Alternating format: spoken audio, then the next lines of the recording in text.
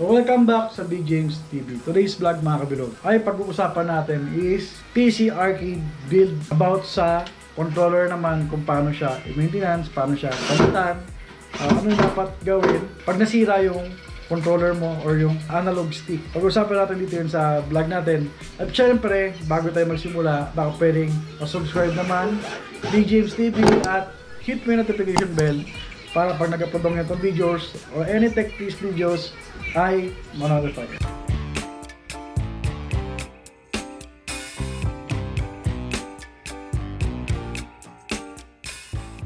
Another quick video ulit mga kabilog. Usapan lang natin kung paano ito i-maintenance ng Gen Z or PC-based arcade natin. So ito yung tsura ng PC-based arcade natin or tinatawag kong Gen Z. Dito sa Gen Z build natin or PC-based arcade, pag-usapan natin kung paano i-maintenance ng controller kung masisira siya in the future pagka nag-avail kayo. So ito yun, ito yung actual unit ng controller ng Gen Z build natin. Saan makikita nyo. Yun ito yung tsura ng pag nakalagay sa harap. So meron tayong analog stick, buttons, timer. Yan, consumable, in the future pwedeng masira. So tuturo ko na lang sa inyo kung paano ba siya palitan. Ngayon, ang gagawin nyo, meron siyang dalawang screw, left and right. Dito yung nakalagay sa gilid. Left and right, di pa kasi natin nalalagay, tsaka hindi pa nabutasan. Pero ito yung tsura nun. Ngayon, pag bubuksan mo siya, iangat mo na siya ng ito. Ang unang angat mo, kanan or kaliwa. Ganito, para hindi tumama.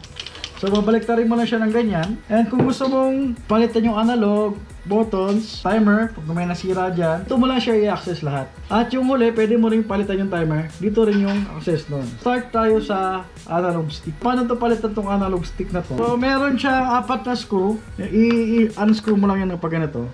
Ayan. Sample tayo ng isa. Ayan. Tatanggalin mo lang to by screw. Ayan. 4 yan. Ayan, 4 na screw yan, tatanggalin mo lang yan. Pero bago mo i-unscrew yan, tatanggalin mo muna tong bilog. Ito. So para tanggalin tong bilog, hawakan mo lang to dito. Tapos, gagamitan mo ng flat screw dito. Ganito yun, flat screw. Tapos iikutin mo. Yan.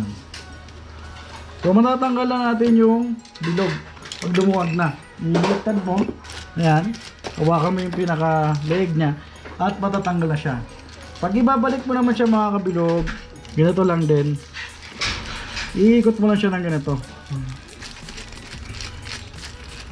Ganyan lang siya ibalik.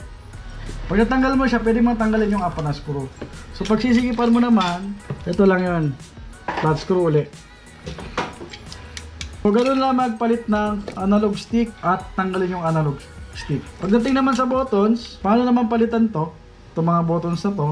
Sample tayo ng isa. So kailangan mo lang ng plies para matanggal to kasi medyo matigas. Pwede rin kamay kung kaya mong tanggalin sa kamay. Ayan. Pag matigas, ito tanggal ko sa kamay. Diba ito medyo matigas, gamit ka ng plies. Ayan. Ganoon lang siya kadaling tanggalin. Pagpapalitan mo naman to, pag ito ang sira, itong buttons na to, tutulak mo lang to. Basta tutulak mo lang to, so medyo matigas lang kasi nag-lock na siya, mayroon siyang ano eh. Pero kung papersahin ko to, matatanggal to. Tinutulak lang to mga kabilog pagpapalitan nyo itong buttons. Tapos pag install naman, babalik mo lang ulit to, itong mga clip nya. Tapos ito naman mga kabilog, itong mga wire, dito lang connect sa zero delay yan. So dyan na siya nagkakaroon ng function. Tapos itong wire naman na to is papuntang computer, USB cable. Tapos itong 5 pin na to, ito yung analog stick na connect dito sa zero delay mo. So nakasaksak lang yan. Pag nasira naman yan, kailangan mo lang tanggalin to. Itong 5 pin na yan. So layin natin. Yan. So tatanggalin mo lang yan para matanggal mo na tong analog stick. So babalik ko lang ulit kasi okay naman to. So pagdating naman sa timer, itong timer natin, ang purpose nito is yung power ng timer mo. Tapos ito naman yung cut off no timer mo para pag wala ng oras, automatic lock screen. Tapos ito naman yung sa power ng coin slot tsaka yung sa coin. Ito lang yung tatlong wire na tatandaan mo. Sa coin slot, sa cut off timer, papunta sa arcade, tapos power. So pagpalit naman ng time, itong right side, pag may plus, nakikita nyo dito yung plus, positive. Plus 1 yan, plus 1, Bawa 1 minute, magiging 2 minutes, 3 minutes. Yun yung adjust time. Pagbabalik mo naman sa from 3, 2 minutes, 1 minute, itong negative. Ayan. Ganun lang siya kabilog i-troubleshoot. Pagka papalitan mong timer, pag sira na, tatanggalin mo na itong apat na nut para matanggal mo to. Itatawag na natin kasi napakita ko na sa inyo kung paano i-maintenance to in the future. Masira man itong mga analog buttons na to. Zero delay, ito. Tapos analog stick, tapos timer. Lalagay ko na lang yung link sa description sa baba. So babalik na rin na natin. So ganito ang itsura ng pagka tapos na. Okay? At ayun mga kabilog, natapos na tayo sa quick tutorial natin kung paano i-maintenance yung ganitong arcade, PC arcade. Dahil ako lang naman kasi nag-build nito.